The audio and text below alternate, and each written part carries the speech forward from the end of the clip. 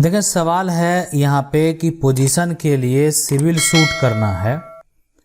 एक 10 कट्ठा का प्लॉट है जिसमें उसके ग्राउंड जो है कह सकते हैं। इसमें 3 प्लॉट है। एक प्लॉट के कोने में एक ऑफिस जो है केबल बना हुआ है और जिसमें इलेक्ट्रिक लाइन भी लिया हुआ है। उनके पास इसका बाउंड्री वॉल द्वारा जो है एडवर्स पोजीशन कब्जा 40 साल से है, मतलब 1981 से। मेरे पास उसका केवाला डीड है जिसका मोटेशन है। लैंड टैक्स भी मैं दे रहा हूँ। हाँ, लैंड टैक्स मैं 30 साल का बकाया एक साथ भुगतान 2018 में किया। उसके बाद जो है साल से जो है इसे करता रहा हूँ, मतलब है ना। इसे अल्प समय माना जाएगा या लंबा नहीं। लैंड जो है मतलब आप सब सारे ईयर का पे ही कर दिए तो वो इसमें समय की कोई बात नहीं है। मुझे प्रश्न ये है कि मुझे कितने दिनों बाद जो है पोजीशन क्लेम के लिए जाना चाहिए।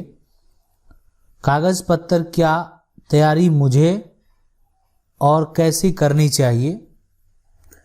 देखिए उसमें जितना भी प्लॉट है अगर वो सारे आपके बाउंड्री वाल में है ना, तो उस एड्रेस पे जो वो प्लॉट बाउंड्री वाल में है वो सब एक जैसा है। उस एड्रेस पे आपका जो भी एक तरह से मान लेते हैं बिजली का बिल हो गया, ठीक है, या अन्य कोई दस्तावेज मतलब बिजली बिल हो गया। उसके अलावा आपका एड्रेस तो वहाँ पे होगा ही अगर आप वहाँ पे रह रहे हैं तो, या कहीं अन्य का भी हो सकता है। लेकिन बिजली का कनेक्शन वहाँ आपने कब लिया, कितने साल पहले लिया, वो सारा बात एक सबसे बड़ा प्रूफ होता है पोजीशन के लिए।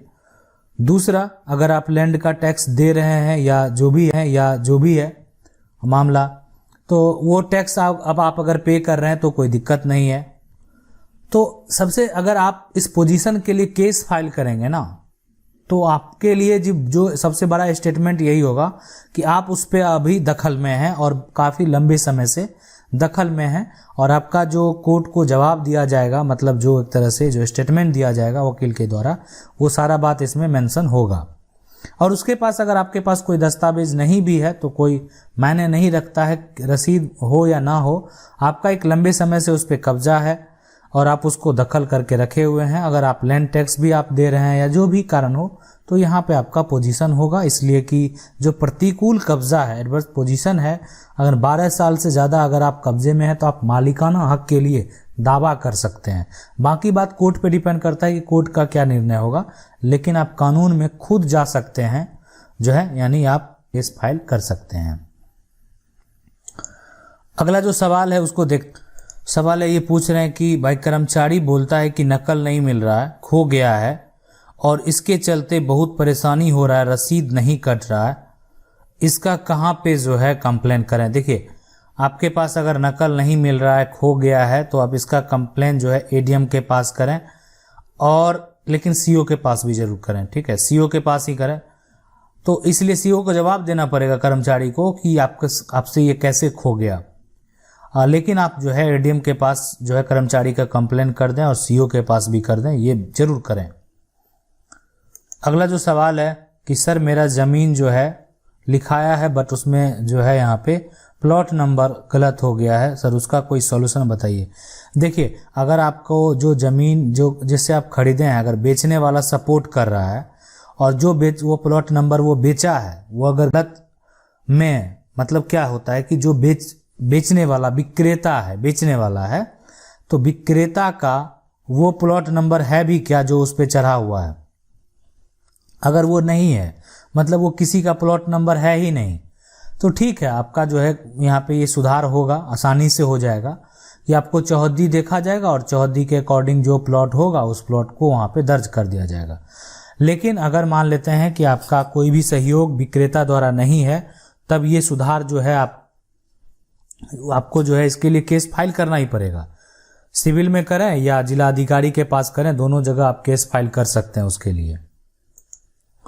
अगला जो सवाल ये पूछ रहे हैं कि सर मेरा जिस जगह घर है ना उस पे पेपर नहीं है और वह रिकॉर्ड में भी नहीं दिखा रहा है, वह ज़मीन मेरा किसी परिवार का नाम नहीं है, लेकिन उस पे हम 20-25 साल से घर है, तो वही सबसे बड़ा चीज़ है। अगर आपका घर और उसका प्रोसेस बताइएगा पेपर बनाने का। देखिए सबसे पहला काम जो अगर 25 साल से घर है, घर जो है यानी बनाने से पहले मेरे दादाजी 10-12 साल जोते हैं। अभी क्या उस घर पे आपका बिजली का कनेक्शन है, राशन का कनेक्शन है, अन्य कोई एड्रेस उस घर पे है जिस जगह पे आप रह रहे हैं, और वो जो बना है वो क्या 12 साल से अधिक समय से है, तो आप प्रतिकूल कब्जा का हकदार हैं। रही दस्तावेज के लिए, तो आप चाहें, देखिए अब ये ज़मीन है किसका, निजी है या सरकारी है। अगर यही सरकारी होगा तो आपको कम से कम 30 साल का दिखाना होगा इन्फॉर्मेशन कि 30 साल से आप जो है ऊपर से आप उस पर रह रहे हैं। तो 30 साल से अधिक समय से अगर आप रह रहे हैं तो सरकारी ज़मीन भी का भी जो है आप जो है एक तरह से मालिकाना हक पा सकते हैं।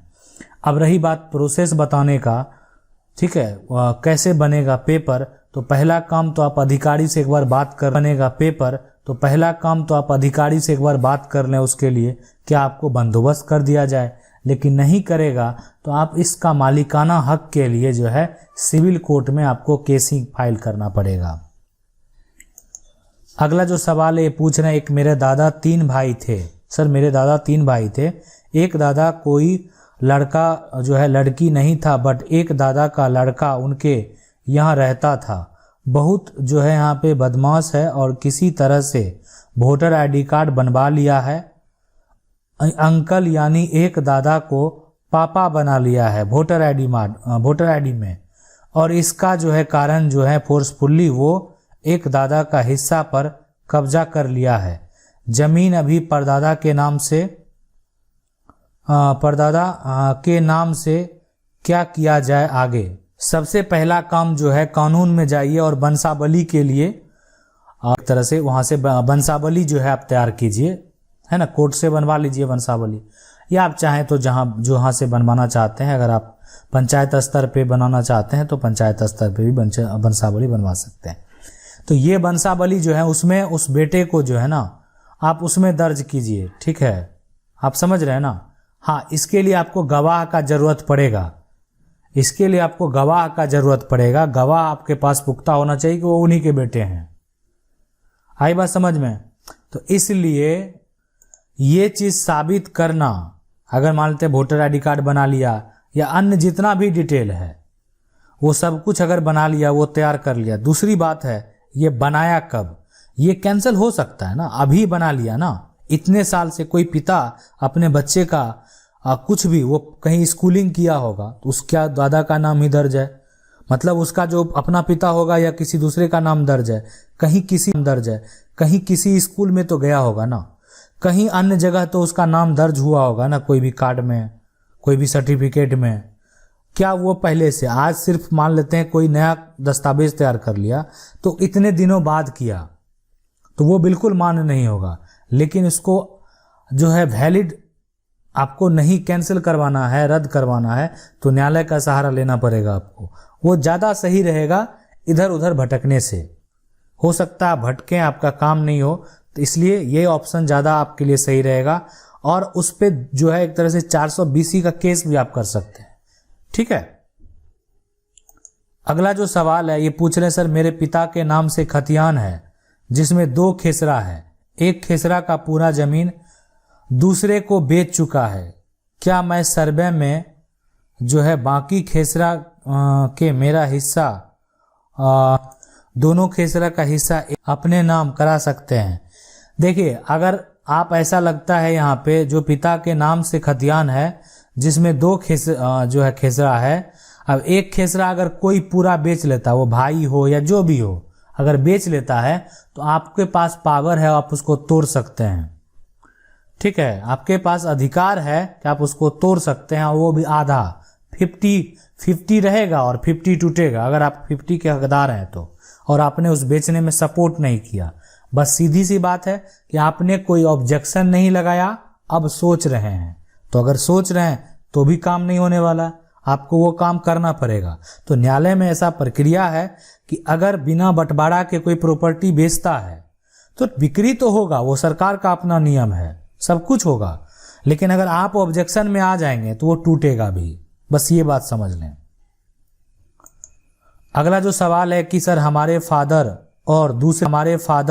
और दूसरे बाबा के बेटे का खाता जॉइंट है खेत में, हम जो है अभी जगह 45 सालों से ज़मीन बो रहे हैं, अब वो कह रहे हैं कि जो है जहां तुम बो रहे हो वो हम बोएंगे।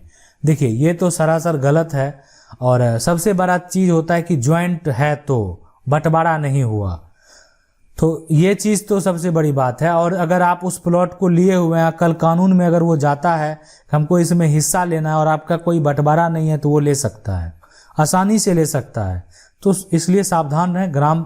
अगर ग्रामीण क्षेत्र से बिलोंग करते हैं तो पहला आपको कोशिश यही रहना चाहिए कि आपका बंटवारा हो जाए, आपका कागज़ तैयार हो जाए, आप स्टाम्प पेपर पे सारा कुछ मेंशन करा लें, अलग दाखिल खारिज करा लें। अगर सब कुछ आपका कराया हुआ है तो कोई तरह का दिक्कत नहीं होगा। अगला जो सवाल है, अगर छोटा भाई दवा के लिए अपना और भाइयों का जमीन अधिग्रहण है ना करे और जो है यहाँ पे और बाद में लेने से पीछे हट जाए, है ना, तो ये जो है तो क्या किया जाए, उस पर मुआवजा बनता है या नहीं बनता है? नहीं, देखिए अगर छोटा भाई जो है दबाव बनाने के लिए अपना और भाइयों का जमीन को जो है अधिग्रहण मतलब करे जो भी है, तो ये देखिए दबाव बनाने के लिए इसमें क्या, आपका क्वेश्चन ही स्पष्ट तरीके से नहीं समझ रहे हैं कि अधिग्रहण जो है अगर किया जा रहा है तो मुआवजा आप कैसे लेंगे? अधिग्रहण अगर सरकार के द्वारा किया जाता है और ज़मीन है और ज़मीन में अगर मान लेते पिता के नाम से है, भली वो आपके हिस्से में भी है, तो उसमें अगर चाहेगा तीनों भाई जो है मुआवजा का हिस्सा लेने के लिए तो ले सकता है, इसलिए कि प्रॉपर्टी पिता के नाम से है और आपका अलग नहीं है। अगर आपके नाम से अलग जो है आपका उस प्रॉपर्टी का, उस लैंड का टाइटल है, तभी आप मुआवजा अकेले ले पाएंगे। अगला जो सवाल है ये पूछ रहे हैं कि 12-13 साल की जो है बातें, हमारे पापा ने जो है शराब के नशे में, पहले ना हमारे पापा ने शराब के नशे में अपनी पूरी ज़मीन जो है वहाँ पे बेच डाली। उनके मन को भी, है ना, मन को भी पता नहीं है और उनके छोटे भाई को भी जो है बेटे को भी पता नहीं है, धोखेधड़ी के साथ हुई है उनका हो तो मुझे। देखिए हम ओम प्रकाश जी बात को समझने का प्रयास करें। अगर जो पिता के द्वारा प्रॉपर्टी को बेचा गया ना, अगर बहुत लंबा समय हो गया है, आज पिता भी नहीं है, बहुत तरह का बात है, तो फिर दिक्कत हो सकता है थोड़ा सा। लेकिन अगर बहुत ज़्यादा समय नहीं हुआ, पिता भी जीवित हैं, आपके पास गवाह है उसका, पिता भी देते हैं कि आप जो है गलत तरीके से, और संपत्ति पैतृक है तो पिता को तो आप ऐसा कर सकते हैं कि बहुत तरह का इसमें स्टेप है जो आप ले सकते हैं कि पिता को भी बेचने का अधिकार नहीं था, पिता संपत्ति पूरा बेच दिया, आपका जन्म हो गया था, तो जन्म होने के बाद पिता को जो है पूरा बेचने का अधिकार है, कुछ कंडीशन है ना, कुछ कंडीशन में बेचने का अधिकार है। लेकिन अगर वो कंडीशन नहीं है तो उस आधार पे कंडीशन की बात करेंगे आगे, ठीक है। बेचने का अधिकार नहीं है तो आप अपना हक के लिए भी न्यायालय में जा सकते हैं। लेकिन अगर बहुत लंबा समय हो गया रजिस्ट्री का, तो ये हो सकता है कि आपका केस जो है वो खारिज हो जाए, रजिस्ट्री ना टूटे, ठीक है। आशा करते हैं वीडियो अच्छा लगा होगा। वीडियो अच्छा लगा वीडियो को लाइक जरूर कर दें। चैनल को पहली बार देख रहे हैं सब्सक्राइब करके जो बेल आइकन है उसको जरूर दबा लीजिए। मिलते हैं अगले वीडियो में, तब तक के लिए जय हिंद।